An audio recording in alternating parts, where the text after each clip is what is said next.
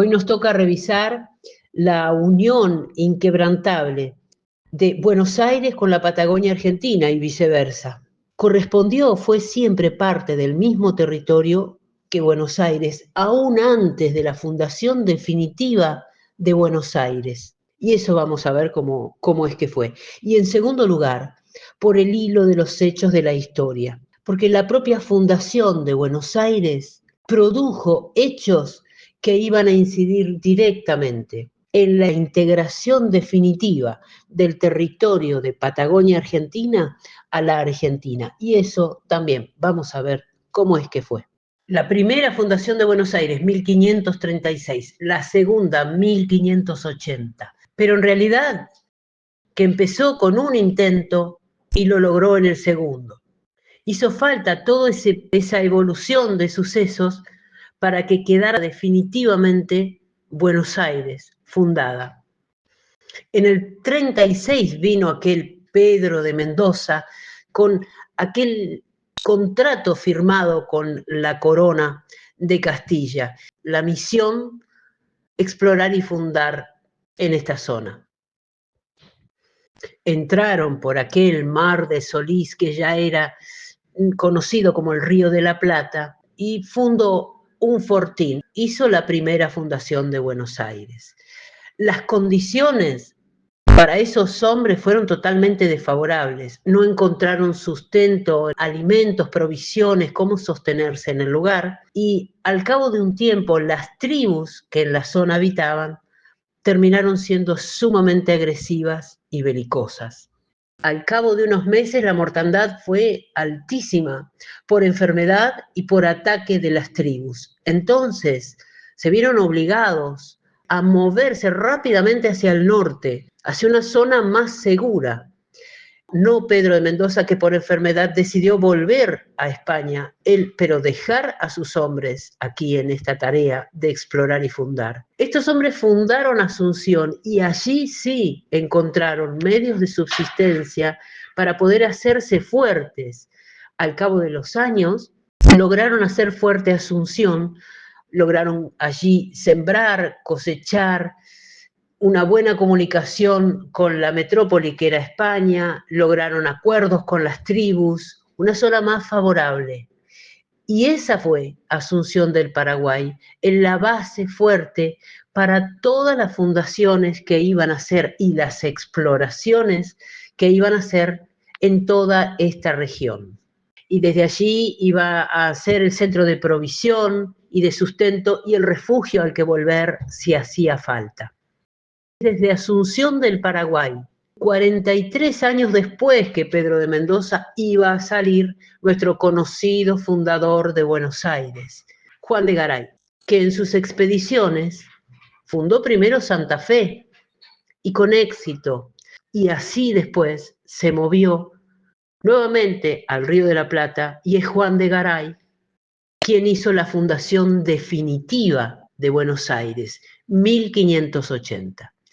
Él se lleva los laureles de la fundación con todo merecimiento y entonces tiene en Buenos Aires una gran avenida, plazas con su nombre y lo conmemora un tango.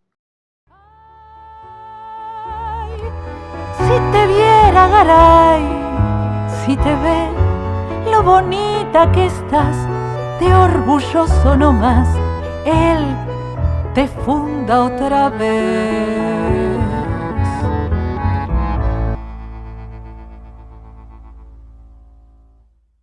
Pero en realidad, la capitulación, el contrato, el proyecto por el que Juan de Garay fundó definitivamente Buenos Aires es el mismo que firmó e inauguró Pedro de Mendoza. Era la misma capitulación que estaba aún viva. ¿Por qué? Porque las capitulaciones, los contratos con la corona, eran heredables. En la misma capitulación figuraba, por decisión del explorador, quién iba a tomar la posta en esa capitulación en caso de que él falleciera. Cuando falleció Pedro de Mendoza, y hubo 4 herederos a lo largo de estos años. Los voy a nombrar por sus apellidos, bien españoles, nos suenan medievales. A Pedro de Mendoza lo heredó directamente y por designación de él Núñez Cabeza de Vaca, y luego a él Sanabria, y a Sanabria Ortiz de Zárate, y a Ortiz de Zárate Torre de Vera y Aragón, los titulares de la misma capitulación que seguía viva. Bajo las órdenes perteneciente al grupo de hombres de Torre de Vera y Aragón, había un señor que se llamaba Juan de Garay. Misión: explorar y fundar. Este Juan de Garay, bajo las órdenes de Torre de Vera y Aragón, terminó aquel proceso de fundación, primero de Santa Fe, pero aquel de Buenos Aires. Lo logró en 1580. Debió pasar todo este proceso para que pudiera ser definitivo. Y él tenía su base fuerte en Asunción y toda la información previa que se había podido recolectar a partir de aquel primer fortín de Pedro de Mendoza. La capitulación estaba viva y era la misma. Y allí, en esa capitulación, se designa el territorio de correspondencia. En cuanto a vos, don Pedro de Mendoza, para que por nuestro nombre y el de la Corona Real de Castilla podáis entrar en el dicho río de Solís que llaman de la Plata, hasta la Mar del Sur, donde tengáis 200 leguas de largo de gobernación, que comience desde donde se acaba aquella que tenemos acordada con el mariscal Diego de Almagro, hasta el estrecho de Magallanes, y poblar las dichas tierras que hubiera. Las extensiones eran otorgadas así, por leguas, de una manera definida, pero en cierto modo indefinida. Se había buscado la manera de dividir el territorio. De hecho, durante algunos meses funcionó esta distribución por franja de Sudamérica. Nueva Castilla, Nuevo Toledo, Nueva Andalucía, Nuevo León, por franjas de latitudes. Pero esa distribución no prosperó. Y sí prosperaron las capitulaciones. Esta de Buenos Aires tiene estos límites que llegan por toda la costa del Atlántico, Magallanes, e incluía la parte sur por el Océano Pacífico. Y el territorio de la Patagonia Argentina correspondió desde entonces a Buenos Aires, cualquiera fue el gobierno que tuviera, virreinato, intendencia, gobernación, que iban a venir después.